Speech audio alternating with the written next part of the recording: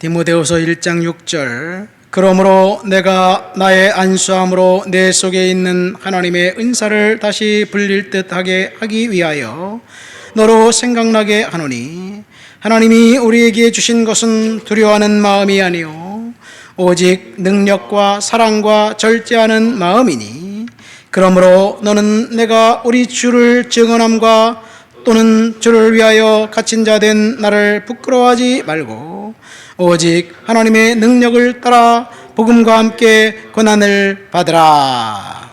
아멘.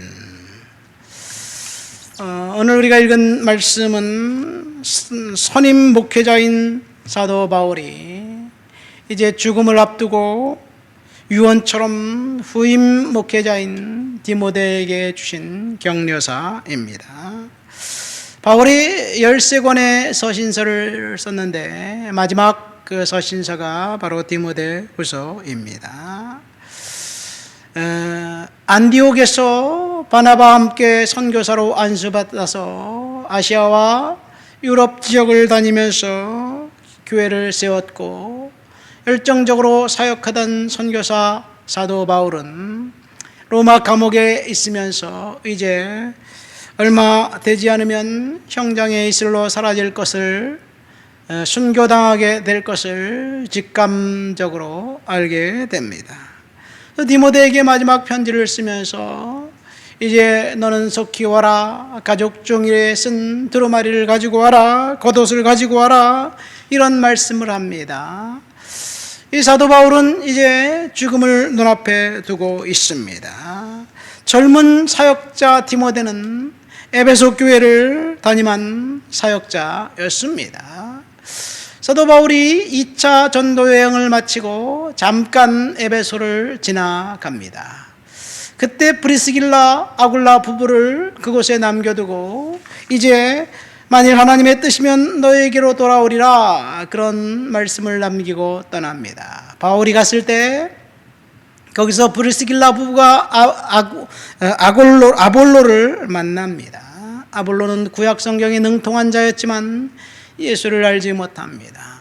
아볼로에게 복음을 전하고 그렇게 시작된 교회가 에베소 교회입니다. 에베소 교회를 우리가 주목해야 봐야 될 필요성이 있어요. 첫 번째, 에베소 교회는 사도 바울이 개척한 교회가 아니라 평신도 브리스길라 아굴라 부부가 개척한 교회였습니다.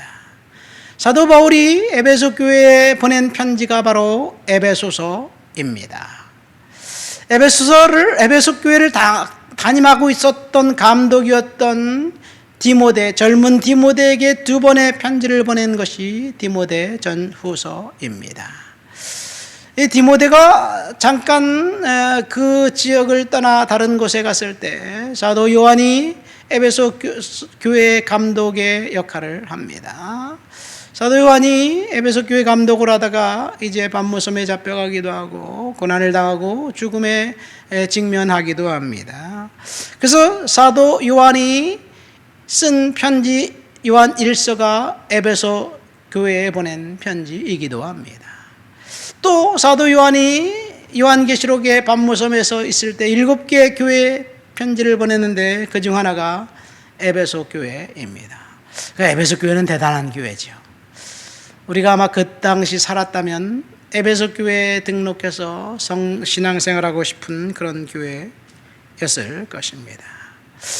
이 교회를 담임하고 있는 그 디모데에게 죽음을 앞두고 사도 바울이 격려사로 2가지를 하고 있습니다. 첫 번째는 안수의 능력을 기억하고 너는 축복하는 사람이 되어라 하는 이야기입니다. 6절 말씀 볼까요? 그러므로 내가 나의 안수함으로 내 속에 있는 하나님의 은사를 다시 불릴 듯하게 하기 위하여 너로 생각나게 하노니. 이 사도 바울이 디모데를 안수했다는 이야기는 성경에 나와 있지 않습니다. 내가 너를 안수했다 이런 얘기 오늘 본문에 나와 있죠. 언제 안수했을까 모릅니다. 그러나 사도행전 20장에 보면 디모데가 3년간의 에베소 교회 사역을 마치고 이제 마지막 장로들을 불러놓고 고별 설교를 하면서 내가 가면 사나운 이리가 와서 너희들을 괴롭게 할 것인데 힘쓰고 애쓰고 열심을 품고 사역에 임해라. 오늘 디모데후서 우리가 1장 8절까지만 읽었는데 그 뒤에 나와 있는 구절 격려와 사도행전 20장에 나와 있는 에베소 교회의 마지막 고별 설교와 내용이 비슷합니다. 아마 그때 사도 바울이 디모데에게 안수하지 않았는가 생각됩니다. 이 안수의 전통은 이 이삭으로부터 시작됩니다. 아버지 아브라함은 이삭이가 안수할 때 별반 그 갈등이 없었어요. 아들이 하나밖에 없었으니까 아버지가 온 그 힘을 다해 아들 이삭을 안수하며 축복했습니다. 그런데 이삭은 두 명의 아들이 있었어요. 이삭은 에서를 사랑했고 부인 아내 리브가는 야곱을 사랑했습니다. 그러나 하나님의 뜻은 야곱에게 안수하는 것에 있었어요. 그가 어머니가 야곱을 편애했고 어쨌든 하나님은 이 여러 가지 이야기가 있지만 이삭을 통해서 야곱에게 축복하고 안수하며 축복하고 야곱은 축복받은 대로 그대로 복을 받습니다. 야곱은 12아들에게 골고루 이제 그 아이들이 한 행위에 따라서 축복합니다. 그래서 이 야곱의 축복처럼 이 장자 루벤은 장자의 직분을 잃어버리고 유다는 창대하게 되어서 이제 메시아가 유다의 허리에서 나오고 다윗이 유다의 허리에서 나오고 또 야곱이 요셉의 두 아들 므낫세와 에브라임을 이제 손을 어긋맞고 축복한 것처럼 그대로 됐습니다. 이 야곱이 자식들에게 축복한 것, 이 유대인들의 전통입니다. 정통 유대인 가정에는 지금도 명절에는 가족들이 다 모이면 그 집에 가장 나이 많은 할아버지가 자녀들을 한 사람씩 머리에 손을 얹고 안수합니다. 남자들과 여자들을 따로 세워놓고 남자들에게는 하나님이 이제 하나님께서 너를 풍성하게 축복하시기를 원하노라. 내가 에브라임과 므낫세가 되기를 원한다. 그렇게 기도해주고 축복해줍니다. 여성들에게는 내가 리브가와 사라가 되기를 원한다. 이렇게 안수하고 축복합니다. 존 트렌트라는 사람이 유대인 가정에 초대받았을 때, 특별히 추수감사절에 초대받았을 때 자기가 눈으로 본 그 광경을 책으로 쓴 거예요. 부모는 자녀에게 안수하며 축복할 수 있습니다. 목사만 성도들에게 축도하고 축복하는 것이 아니에요. 롤포 가복이라는 사람이 쓴 책 하루에 한 번 자녀를 축복하라는 책이 있습니다. 날마다 자녀를 축복하면 축복한 대로 하나님이 그대로 이루어 주실 것입니다. 헨리 나우에는 축복기도, 베네딕션, 축도를 좋은 말 해주다라는 의미로라고 이야기하고 있습니다. 그러니까 축복은 좋은 말을 해주는 거예요. 격려해 주는 거예요. 한국 교회는 목사님들이 예배 드리고 설교하고 난 다음에 축도하는데 사실 서양 교회는 설교한 사람이 목사건 집사건 평신도건 축도합니다. 이것이 성경적이에요. 베드로전서 3장 9절에 보면 악을 악으로 욕을 욕으로 갚지 말고 도리어 복을 빌라. 복을 비는 게 축복입니다. 그래서 부모들인 우리들이 하루에 한 번씩 축복해야 될 줄 믿습니다. 축복한 대로 하나님이 그대로 이루어 줄 거예요. 자녀들에게 좋은 학교에 보내려고 학원을 보내고 스펙을 조장하고 이런 것보다 더 중요한 것은 축복하면 하나님이 책임져 주실 줄 믿습니다. 두 번째 그 격려서는 7절과 8절에 나와 있습니다. 하나님이 우리에게 주신 것은 두려워하는 마음이 아니요 오직 능력과 사랑과 절제하는 마음이니 그러므로 너는 내가 우리 주를 증언함과 또는 주를 위하여 갇힌 자 된 나를 부끄러워하지 말고 오직 하나님의 능력을 따라 복음과 함께 고난을 받으라. 두 번째 격려서는 두려워하지 말라는 이야기입니다. 하나님의 능력을 의지해서 살라는 이야기예요. 여러분, 우리는 왜 두려워합니까? 심리학자들이 사람들이 두려워하는 것을 이렇게 보니까 네 가지. 첫 번째, 상실에 대한 두려움, 고난에 대한 두려움, 실패에 대한 두려움, 그리고 마지막으로는 죽음에 대한 두려움입니다. 이 두려움은 사실 앞으로 일어날 일이 아니에요. 일어날 것처럼 생각하는 믿음입니다. 그래서 가나안 땅을 들어가기에 앞서서 여호수아에게 하나님이 말씀하신 말씀은 두려워하지 말아라, 강하고 담대하라 계속해서 이야기합니다. 왜? 두려워하고 있기 때문에 그래요.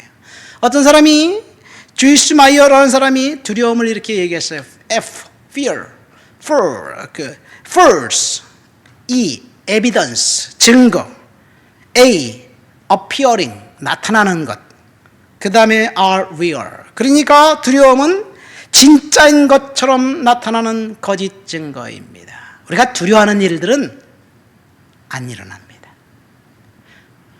그러나 우리가 두려워하면 일어납니다. 두려워하지 않고 하나님을 믿고 이 믿음으로 살아가면 그 두려운 일은 결코 일어나지 않을 것입니다. 두려움은 마음에서 나오는 거예요. 마음의 산물입니다.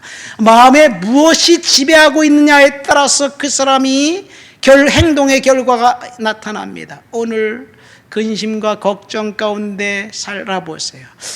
점쟁이를 만났더니 그 교통사고를 조심해야 된다고 교통사고에 신경을 온통 쓰다 보니까 운전하다가 앞차를 봤잖아요. 마음이 그렇기 때문에 그런 거예요. 그래서 우리는 마음을 믿음으로 하나님이 나와 함께 하신다. 그래서 사탄은 우리를 공격할 수 없다. 나는 반드시 이긴다. 그런 마음의 상태를 갖고 살아가야 될 줄 믿습니다.